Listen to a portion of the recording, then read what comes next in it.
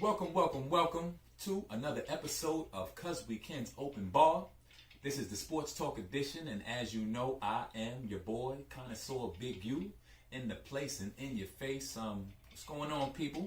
So, let's get right into today's topic, which is the NBA's, ESPN's NBA Top 100 Players list.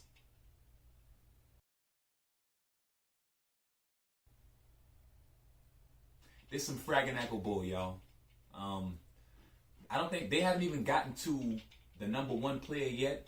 I just saw the entries from number 50 to number 31, and I was thinking, what the hell is going on here?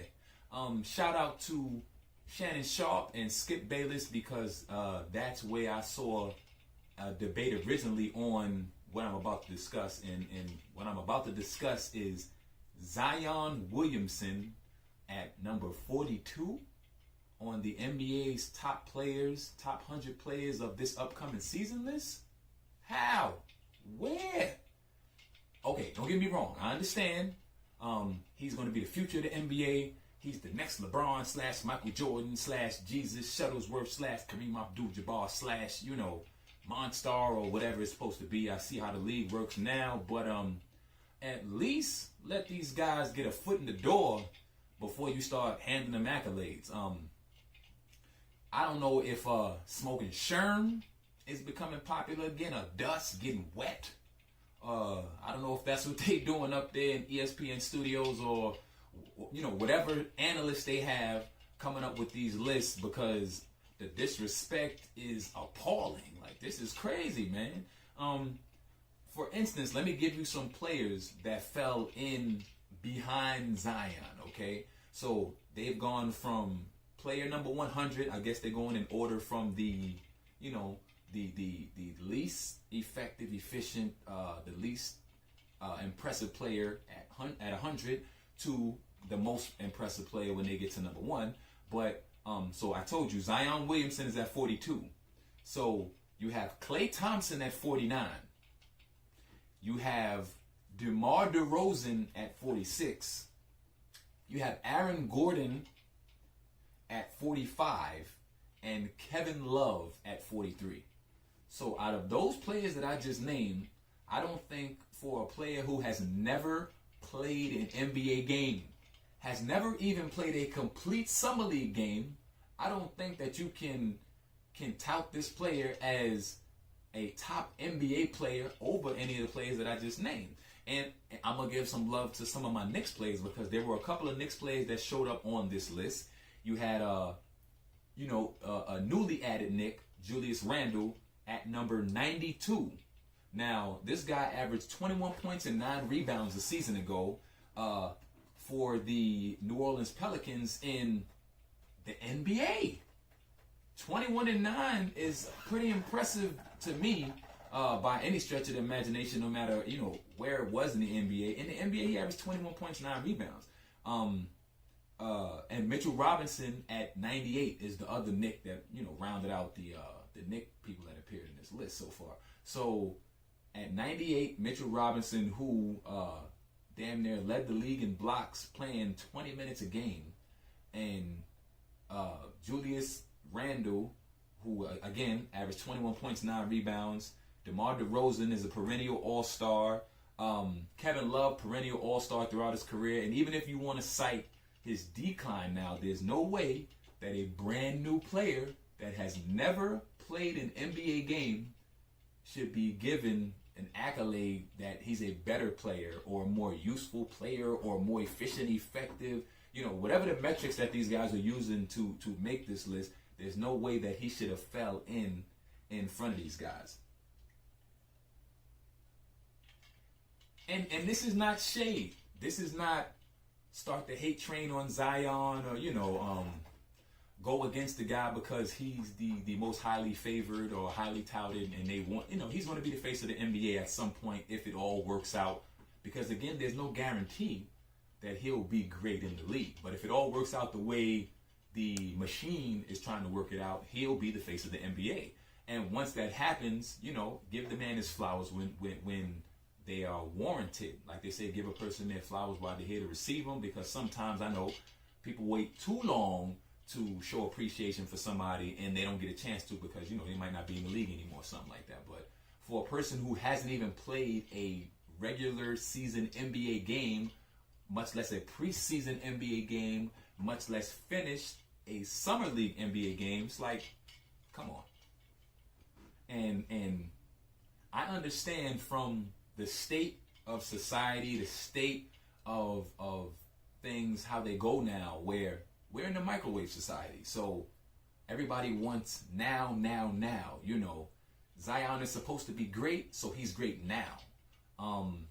You had the same thing with Lonzo Ball coming out. Every year it's over and over again what they do. The top pick or two is supposed to be a world breaker, world beater. They're supposed to be the players that are going to change the face of the NBA. And just as quick as they support these guys, they turn against them, like they did to D'Angelo Russell.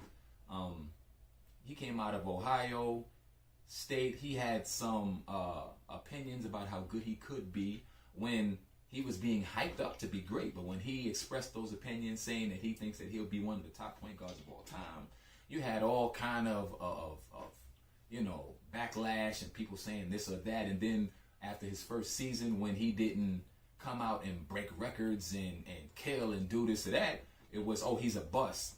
And then you gave him a little while, and now you see, he's headed to the Warriors next season, and he's doing pretty well. So I'm saying that to say this. Zion Williamson, will he be great? We shall see. Does it look like he has the tools, the athleticism, the motor? Actually, they pulled him early, so we don't even know if he can take the wear and tear. If they at least let him play through the summer league. I would have let him play so that he could have got an idea of what that physicality and the competition that he would have faced in the summer league is nowhere near shadow to what he's going to face in the NBA every night. Because most of those guys did not make an NBA roster that played in the summer league. You watch that to see the young up-and-coming guys or guys that are struggling and trying to make it in the league, see if they can make it. You don't watch that to see high-level NBA play. It almost looks like glorified college or even high school at sometimes. But just let the guy earn the accolades. Don't just heap them on him before he deserves them. And I think that what this could do is make it even harder for him coming in, because the players that were disrespected, if he's at number 42, then, coming from 100, my math is not good.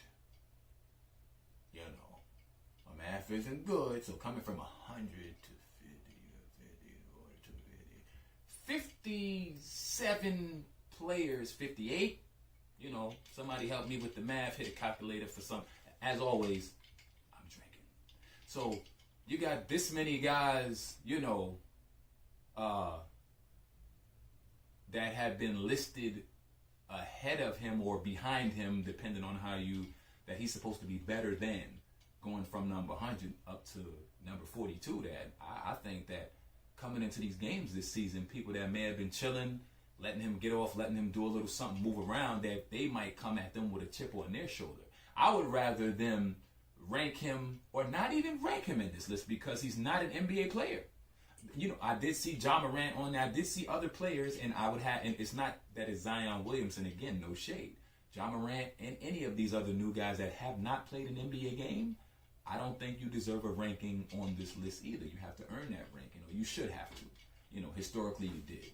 So I think coming in, these guys may be playing against him with a chip on his shoulder rather than, maybe even ranking him lower than he needed to be so that he would be playing with a chip on his shoulder, because he's the one that's coming in needing to earn the respect. The other guys on this list, like I said, DeMar DeRozan, come on, he's solidified. Aaron Gordon, he's been here a few years. He's proven that he can do what he does. Klay Thompson, come on, man. Guy's a multiple-time NBA champion, 37 points in a quarter, 60 in a game, and, you throw him at 49 behind Zion, I think is disrespectful, and as always, we don't go for the disrespect on here, man. And, as always, we end here. Melo, I have not seen Melo on this list so far. Like I said, started at 100, and I just saw 50 to 31. By the time this video goes up, they may have done some more past that, but I haven't seen the rest of the list. But Melo has not shown up so far. So what I'm hoping is that these guys got their mind right and understand that, you know, Melo, if they're up to 31, we looking at a top 30 player, maybe even top 20. If you got me doing the list, definitely top 20. But, you know, top 30 player, Carmelo Anthony. I don't want to see the disrespect. I don't want to see Melo missing from this list. If he is, then I might have to, you know, make a video talking about that.